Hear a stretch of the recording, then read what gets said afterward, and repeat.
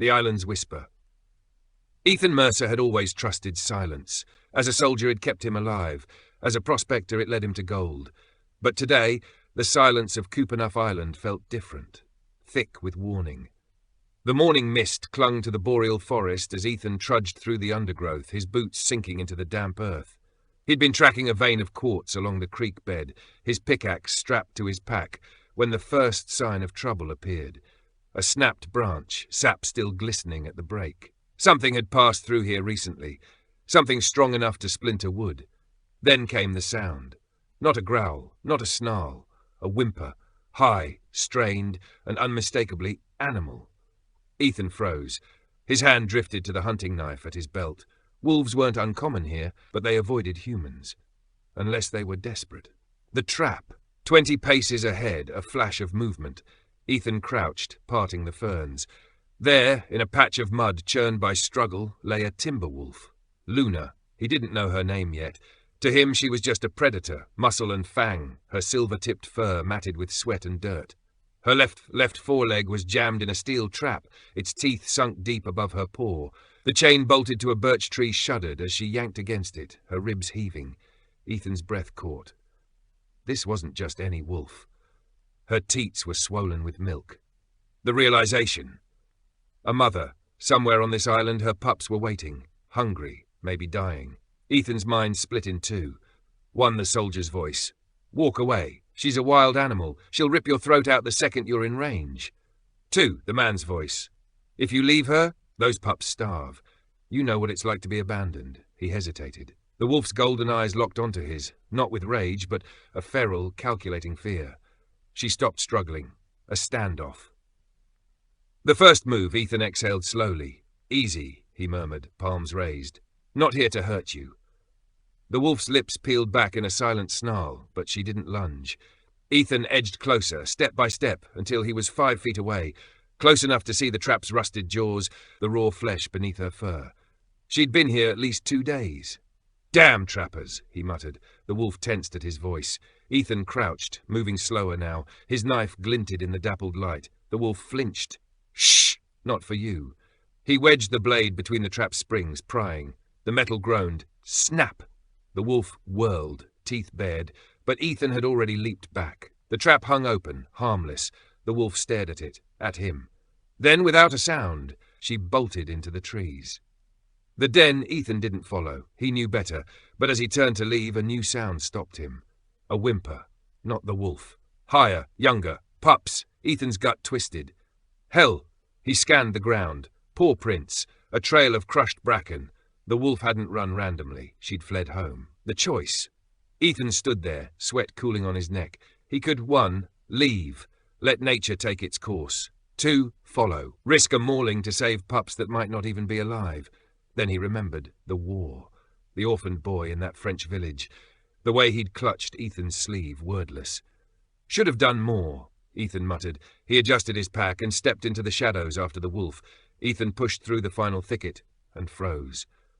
There, in the roots of a lightning-split spruce, lay a den, and curled inside 4 tiny shapes, whining, waiting, starving. Well, Ethan whispered, crouching. Ain't you a sight? The smallest pup lifted its head and licked his boot. The den. A risky rescue. The weight of the whimpers. Ethan Mercer had heard desperate sounds before. The gurgle of a dying man, the creak of a barn about to collapse under artillery fire. But the high, reedy cries of the wolf pups knifed through him in a way he hadn't expected. He crouched at the mouth of the den, his knees pressing into the damp earth. The spruce roots formed a jagged arch overhead, the air inside thick with the scent of musk and milk. 4 pairs of eyes gleamed in the shadows. Shadow, the smallest, fur dark as charred wood. Ember, rust-coloured with 1 white paw. Frost, pale grey, trembling. Bramble, the largest, already trying to stand on wobbly legs. They were starving, their ribs pressed against thin fur, their bellies hollow. Ethan exhaled. Christ! He'd seen orphaned young before, fox kits after a forest fire, a fawn stumbling beside its dead mother. Nature was cruel. But this was man's cruelty. That steel trap hadn't set itself. The first touch, Ethan shrugged off his pack, moving slow. The pups shrank back, tails tucked. Easy, he murmured, stretching out a hand. Shadow, the boldest, sniffed the air, then impossibly crept forward and licked Ethan's boot. A laugh punched out of Ethan's chest. Yeah? Yeah. Not food, kid. He dug into his pack for the dried venison he'd packed for lunch. The moment the scent hit the air, the pups surged forward, tripping over each other. Ethan tore the meat into scraps, them closer. Ember snatched a piece, swallowing it whole. Frost whined, too weak to fight for more. Ethan's throat tightened. All right, you lot, can't leave you here. The bag. He emptied his burlap sack of prospecting tools, shaking out rock dust.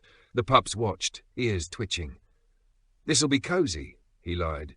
One by one he lifted them in. Shadow nipped his thumb, not hard, a nervous pinch. Bramble squirmed, but exhaustion won out. Frost just curled into a ball, too frail to protest. Ember was the problem. The rust-coloured pup darted past him, scrambling for the den's depths. Ethan lunged, catching her by the scruff. She yelped, kicking. A growl cut through the trees. Ethan went still. Oh, hell! The mother returns. Luna stood 10 paces away, her fur bristling. Blood crusted her trapped leg, but her eyes burned with fury. Ethan's pulse hammered. This was a mistake. He'd seen what a cornered wolf could do. In the war, a starving Alsatian had torn out a man's throat over a scrap of bread. Slowly he set Ember down and raised his hands. Not stealing them, he said, voice steady. Bringing them to you. Luna's nostrils flared. She sniffed the air, catching the scent of her pups on him. A beat. 2. Then she limped forward, her growl fading to a whine. Ethan didn't breathe. She nosed the sack, sniffing each pup. Then with a huff, she licked Frost's head and stepped back. Permission. Ethan exhaled. Right, let's go. The journey back. Carrying 4 squirming pups through dense forest was not how Ethan had planned his afternoon. Bramble kept trying to climb out. Ember chewed the burlap. Shadow slept, exhausted.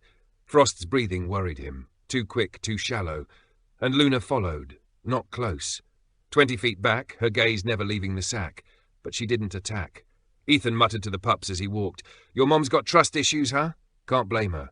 A branch cracked. Luna vanished into the brush, then reappeared ahead, blocking the trail. Ethan stopped. What now? She tilted her head, then turned down a narrower path, leading him. Guess you know a shortcut, Ethan muttered, following. The clearing. Luna's detour led to a creek. Clean water, soft grass. Smart. The original trap site was still blood-scented, dangerous. Ethan knelt, letting the pups tumble out. They staggered to Luna, nosing her belly. She licked them roughly, checking for injuries. Then she looked at Ethan. A long, weighing stare. He held up his empty hands. All yours. For a wild moment, he thought she might approach. But then Frost let out a weak cough, and Luna's attention snapped back to her young. Ethan backed away. They need milk. You're safe here. He turned to leave, a tug on his pant leg. Shadow had his teeth in the fabric, pulling him back. Ethan blinked. Kid, I can't. Luna yipped, sharp. A command. And then Ethan understood. They're still starving. She's too weak to feed them. She's asking for help. The bargain. Ethan Mercer, war veteran and confirmed loner, now had a job. 1. Hunt. Luna needed meat to make milk. 2. Guard. The pups couldn't be left alone. 3. Pray. That she didn't change her mind and rip out his throat. He built a fire at the clearing's edge, skinning the rabbit he'd snared. Luna watched, ears pricked, as he tossed her the heart. She swallowed it whole. The pups piled onto her the moment she lay down, nursing greedily. Frost struggled. Ethan lifted him to a teat. Luna? Progress. By dusk, the pups were asleep in a furry heap, their bellies round. Luna yawned, her chin resting on Bramble's back. Ethan added wood to the fire. Guess I'm camping here tonight. Luna's tail thumped once. Maybe thanks. Maybe just a twitch. Ethan smiled. Ethan woke at dawn to a warm weight on his legs. Shadow and Ember had curled against him in the night. Luna watched from across the fire, her gaze unreadable. Then she pushed to her feet and nudged Bramble toward him. Oh no, Ethan muttered, rubbing his face. We're not doing this. The pup pounced on his bootlace, tail wagging. Luna's teeth flashed in something almost like a grin. Ethan groaned. Damn wolves. But he didn't move away. The bond? Trust through hunger. Dawn in the clearing. Ethan woke to the sound of tiny teeth gnawing his bootlace. He blinked against the morning light, his muscles stiff from sleeping on the ground. Shadow and Ember had burrowed against his legs in the night for warmth, while Bramble was now enthusiastically destroying his footwear. Frost lay curled near the fire's embers, still weak but breathing easier. Luna was gone. Ethan sat up, scanning the tree line. Had she left? Taken off the moment he'd let his guard down? Then, a rustle in the brush. The mother wolf emerged, a fat snowshoe hare clamped in her jaws. She dropped it at the edge of the clearing, her golden eyes locked on Ethan. For Hift, or a test. Ethan exhaled slowly. Well, guess we're sharing breakfast. The unspoken rules. Over the next 3 days, a routine formed between man and wolf. 1. Hunting. Luna would vanish at dawn, returning with prey, sometimes a hare, once a grouse. Ethan supplemented with fish from the creek. 2. The fire. She never came closer than 5 feet to the flames, but she no longer growled when Ethan skinned the meat. 3. The pups. Bramble had claimed Ethan's boot as his personal enemy. Shadow followed him like a shadow. Ember stole his spare socks. Frost just slept, recovering. But Luna still wouldn't let him touch her injured leg. Every time he reached for it, she'd bristle and back away, her lips curling. The wound was festering. Ethan could smell it, a sour, sickly tinge beneath her fur. On the 4th morning, he changed tactics. Instead of approaching her, he laid out the supplies on a flat rock, a poultice of crushed yarrow stolen from his dwindling first aid kit, a strip of clean cloth, a chunk of venison. Then he walked away, whistling as if he didn't care. Let her choose. The first true trust. Ethan was repairing a hole in his pack when a warm presence settled beside him. Luna. She dropped the venison at his feet untouched and stretched out her injured leg. Ethan's hands stilled. Yeah, she huffed, ears flattening. Hurry up. Gently, he cleaned the wound. Luna trembled, her claws digging into the dirt, but she didn't snap. When he pressed the yarrow to the inflamed flesh, she let out a soft whine, the first vulnerable sound he'd heard from her. Almost done, he murmured, wrapping the cloth. You're tougher than this. She licked his wrist once, then snatched the venison and stalked off, as if embarrassed. Ethan grinned. The storm. That night, the weather broke. Rain hammered the clearing, turning the creek into a roaring beast. The fire hissed and died. The pups whined, crowding under Ethan's oilskin tarp as thunder shook the trees. Luna refused shelter. She stood at the edge of the tarp, her fur plastered down, watching the darkness, on guard. Ethan knew that posture. He'd stood it himself, back to the wall, eyes on the door, waiting for the attack. You're safe, he said. She flicked an ear, but didn't turn. So Ethan did something reckless. He stepped into the rain, standing beside her in the downpour. Luna stiffened, then after a moment leaned her shoulder against his leg. Just slightly, just once. But it was enough. The morning after, the storm left the world washed clean. Sunlight speared through the trees, turning the wet leaves to emerald glass. The pups raced through puddles, kicking up spray. Even Frost joined in, his steps stronger now. Luna's leg was healing. She bumped Ethan's hand with her nose, a demand for attention. When he scratched behind her ears, she closed her eyes, her tail giving a single thump. Then Bramble barreled into his knees, knocking him onto his arse. Luna chuffed, a wolf's laugh. Ethan groaned. You're all menaces. But he was still smiling as he lay in the grass, the pups piling onto his chest, Luna standing over them all. For the first time in years, Ethan Mercer didn't feel the war in his bones. Just the sun, the weight of the wolves, and something like peace. On the 5th morning, Luna herded the pups toward him, instead of the den. Ethan frowned. What's this? She nudged his pack, then the trail leading uphill, toward the alpine meadow, toward her pack. Oh, Ethan said softly. Time to go home, huh? Luna licked his palm, once firm, and turned toward the trees. The pups followed, and Ethan, because he had to, followed too. The howling meadow, letting go. The ascent. The climb to the alpine meadow took most of the morning. Ethan's thighs burned as he followed Luna up the rocky slope, the 4 pups tumbling ahead like overexcited scouts. Bramble kept darting off after butterflies, only to come crashing back when Luna issued a sharp yip of command. Shadow trotted at Ethan's heels, pausing whenever he did to pant up at him with a lolling tongue. "Yeah, I'm slow," Ethan muttered, wiping sweat from his brow. "Not all of us are born with four-wheel drive." Luna glanced back, her ears flicking. For a wolf, she had an uncanny ability to look unimpressed. The higher they climbed, the thinner the air grew, and the more Ethan's old war injury ached, the one from the shrapnel in his left hip. He'd taken it in Belgium, winter of '44. The medic had said he'd walk with a limp for life. He'd proved the man wrong. But today, the metal in his bone hummed with the cold, a reminder he wasn't as young as he used to be. Luna noticed. Of course she did. She slowed her pace, letting him set the rhythm.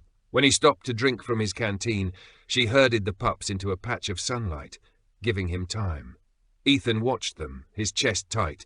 They're going home, and he'd be alone again. The meadow. The trees parted suddenly, revealing a highland paradise. The meadow sprawled like a green bolt of velvet dotted with wildflowers and bisected by a silver thread of stream. At the far edge, shadows moved, large, low-slung shapes that resolved into wolves as the wind shifted.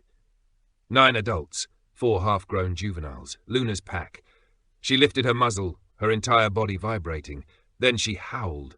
The sound ripped through the valley, raw and joyous. For a heartbeat, silence. Then the pack answered, a chorus of voices, some deep as thunder, some reedy with youth, all weaving together in a song Ethan felt in his ribs. The pups went rigid, their ears pricked. Then, as one, they took off, streaking across the meadow toward the pack. Luna didn't follow. She turned to Ethan instead, her golden eyes bright with something he couldn't name. The goodbye. The reunion was chaos. The pack surged forward, surrounding the pups in a furry tsunami. The juveniles bowled Bramble over, sniffing him with comical intensity. An older wolf, a massive male with a scarred muzzle, nosed Frost, then licked his ears in clear approval. Ethan stayed at the tree line, his hands in his pockets. This wasn't his world, but Luna had other ideas. She bumped his hip, then started walking toward the pack, glancing back as if to say, "Well?" Ethan's throat closed. "They don't want me there, girl." She growled, low and insistent, and nipped his sleeve. Fine. Step by step, he followed her into the meadow. The pack went still, dozens of eyes locking onto him. The scarred male snarled, his hackles rising. Luna slammed her shoulder into the male's ribs, a clear stand down. Silence. Then the big wolf huffed and turned away, allowing it. Ethan let out a breath he hadn't realized he was holding. For the next hour, he sat on a sun-warmed rock, watching as Luna reintegrated into the pack. The pups were swarmed by cousins, tussling and yipping. Shadow brought Ethan a stick, dropping it at his feet with a hopeful wag. "Not gonna throw it, kid," Ethan murmured, scratching behind the pup's ears. "You're a wolf, not a damn golden retriever." Luna watched it all, her gaze soft. The last night. As dusk painted the sky peach and violet, the wolves settled into a loose circle, tails tucked over noses. Ethan built a small fire at the meadow's edge, not wanting to intrude. But Luna had other plans. She padded over, the pups tumbling after her and curled up just outside the firelight. One by one, the rest of the pack followed until Ethan was ringed by wolves, their breath fogging in the cooling air. The scarred male, the alpha, studied Ethan for a long moment. Then he lay down, his back to the fire, his trust given silently. Ethan stared into the flames, his eyes stinging. He'd known camaraderie in the war, but this was something else. The morning after. At dawn, Ethan packed his gear, his movements slow. The pups slept in a pile, exhausted from their adventures. Luna stood over them, her gaze on Ethan. He crouched, holding out a hand. "You're home now." She licked his palm once, rough and warm. Then she nosed the pups awake, herding them toward the pack. Ethan shouldered his pack, his chest aching. "Be safe, yeah?" Luna didn't look back, but as he reached the far edge of the meadow, a howl rose behind him, clear and mournful. Ethan turned. Luna stood silhouetted against the sunrise, her muzzle lifted. One last goodbye. He raised a hand, then stepped into the trees. 4 years later. The rusted steel trap was half buried in leaves when Ethan found it. He kicked it, sending it clattering into the creek. Then he climbed the mountain. The meadow was unchanged, the grass still emerald, the stream still singing. Ethan cupped his hands around his mouth and howled. A pause. Then an answer. And from the trees a shadow emerged. Luna. Older. Slower. But her eyes still burned gold. She crossed the meadow, her tail held high, and stopped just before him. Ethan knelt. She licked his cheek, her breath warm and familiar. Then she vanished into the trees, her pack calling her home. Ethan smiled, his heart full. As Ethan descended the mountain, the wind carried a new sound, a woman's voice, raised in alarm, and beneath it the faint whimper of an animal in pain. Ethan froze, his soldier's instincts flaring. Then he changed course, moving toward the sound, toward a healer named Alina, toward a wolf named Sylvia, toward the next chapter. The healer's oath. Alina Sylvia. The cry in the woods. Alina Vasiliev had spent 40 years listening to the mountain. She knew the whistle of the wind through the spruce, the chatter of squirrels before a storm, even the low grumble of bears waking from winter sleep. But this sound, a strangled, guttural whine, was something new. She froze, her basket of herbs heavy on her back. Not human, not quite animal, something in between. The villagers called her crazy for wandering these woods alone. One day the forest will keep you, old man Gregor liked to say. But Alina had long since stopped fearing the wild. The wild had never given her reason to, until now. The wolf in the blood. She found the wolf in a clearing dappled with late sun, her fur matted with dark glistening red. At first Alina thought it was a kill site, a deer carcass maybe. Then the wolf lifted her head, her amber eyes locking onto Alina's with terrible clarity. Not prey, a mother in labour. The wolf's belly was grotesquely distended, her hind legs trembling as she tried and failed to rise. A pool of blood soaked the grass beneath her. Alina's breath caught. Breech birth, or worse. The wolf snarled, baring teeth, but the sound broke into a whimper as another contraction ripped through her. Alina didn't hesitate. She knelt in the blood, her hands raised. Easy, sister, I'm here to help. The choice. The wolf lunged, or tried to. Her body collapsed mid-motion, her strength gone. Her chest heaved, her tongue lolling. Alina didn't flinch. She'd seen this before, not in wolves, but in women. The village midwife had been her first teacher. When life comes, it doesn't ask permission, she'd said. You either help or you walk away. Alina had never walked away.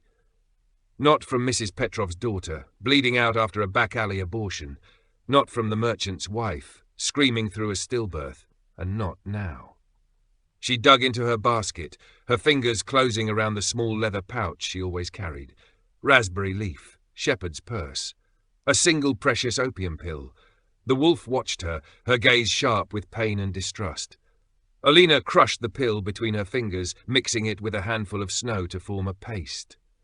This will hurt, she murmured. Then it won't. She smeared the mixture onto the wolf's tongue and waited. The birth. The opium took hold slowly. The wolf's panting eased, her muscles unclenched. Alina didn't waste time.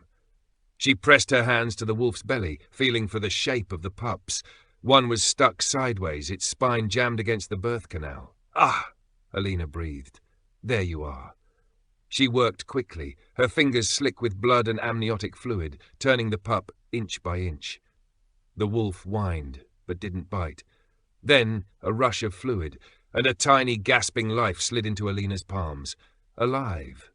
She cleared its muzzle, rubbing the damp fur until the pup squeaked. The wolf lifted her head, sniffing frantically. Alina placed the pup at her teats, then reached back in for the next. 3 more followed. By the time the last was born, the wolf was too weak to lick them clean. Alina did it for her, her hands gentle and sure. Rest now, she murmured. I'll be back. The bargain. The village hated wolves. They raided chicken coops, stole lambs, and howled at the moon like ghosts. But Garrick the hunter hated waste more. Alina found him smoking outside his cabin, his rifle propped against the wall. I need meat, she said. Fresh, a lot of it. Garrick raised an eyebrow. You? Since when do you eat like a lumberjack? Alina held his gaze. It's not for me. A beat. Then, understanding. Garrick snorted, but he went inside, returning with a haunch of venison. For the painkiller you gave my boy last winter. Took it, her arms sagging under the weight. Thank you. Garrick lit another cigarette. If that wolf lives, she'll kill your sheep next. Smiled faintly. Then I'll owe you more meat. The return. The wolf was awake when Alina returned, her pups nursing greedily. She growled as Alina approached, but it was a half-hearted sound, more habit than threat. Alina laid the meat beside her. Eat, you'll need your strength. The wolf sniffed it, then tore into it, her ribs heaving. Alina sat back, her own stomach rumbling. She hadn't eaten since dawn. The wolf stopped mid-bite, her ears pricking. Then, impossibly, she nudged the meat toward Alina. A share. Alina laughed, her eyes stinging. No, sister, that's for you. The wolf watched her for a long moment. Then she licked Alina's wrist, once, quick and rough, before returning to her meal. Alina stayed until dark, then left the rest of the meat and stumbled home, her legs shaking with exhaustion. She dreamed of amber eyes and blood on her hands. The debt.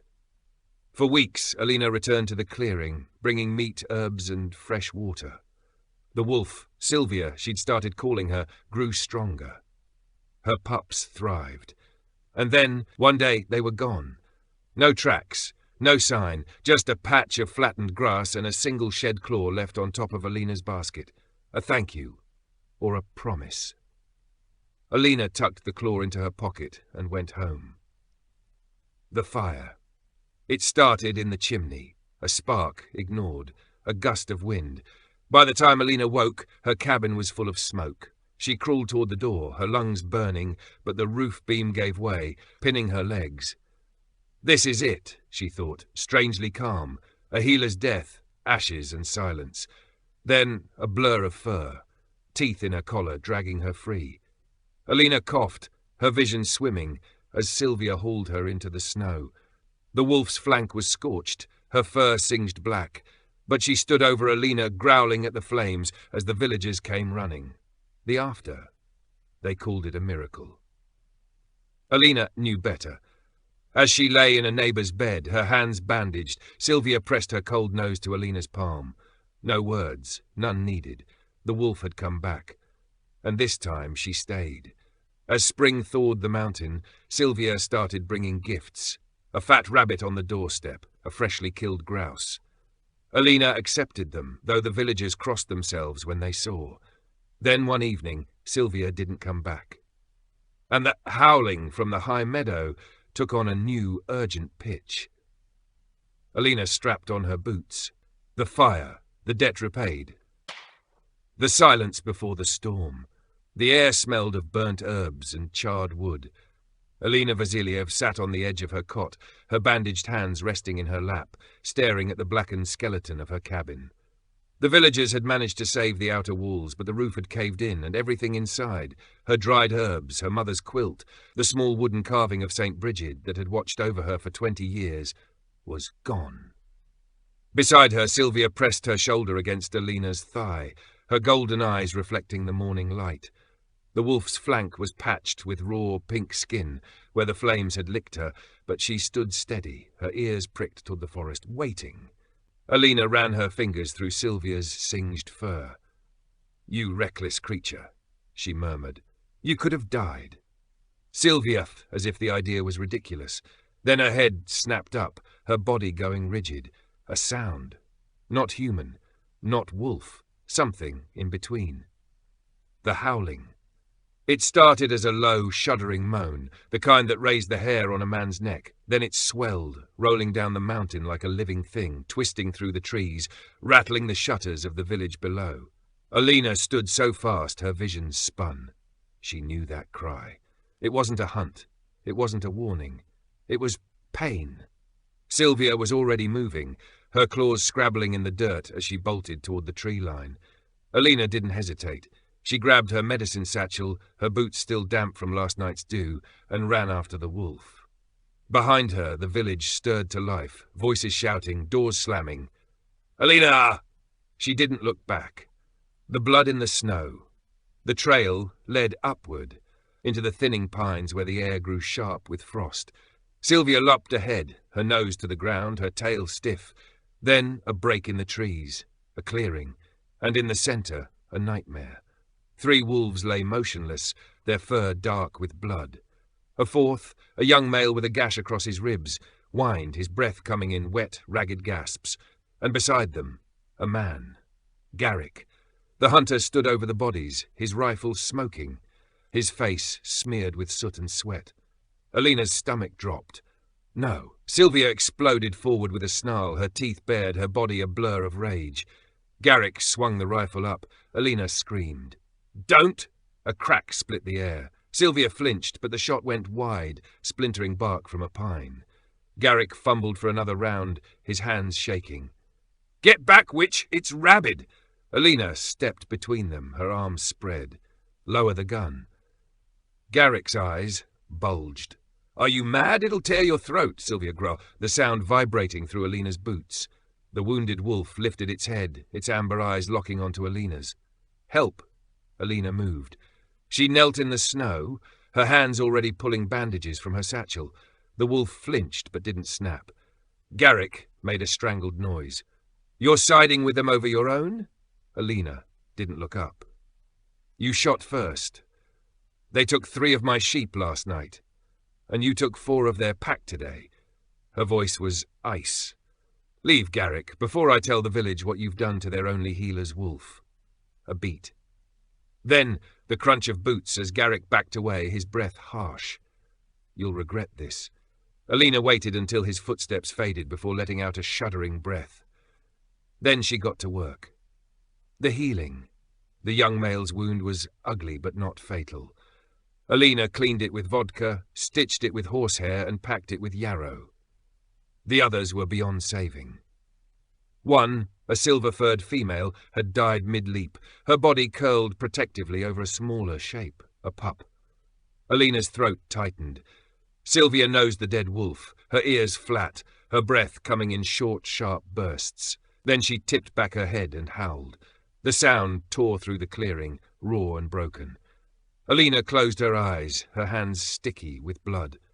When the last echo faded, silence fell like a shroud. The pact. They buried the wolves at dawn, their graves shallow but respectful, marked with stones and sprigs of juniper. The pup, alive miraculously, whimpered in Alina's arms, its tiny body racked with shivers. Sylvia licked its head, then nudged Alina's elbow. "Take him." Alina cradled the pup closer. "He'll die without milk." Seal chuffed, her gaze steady. Then she turned, her tail brushing Alina's leg, and vanished into the trees. Alina stared after her, the pup's heartbeat fluttering against her palm. Now what? The return.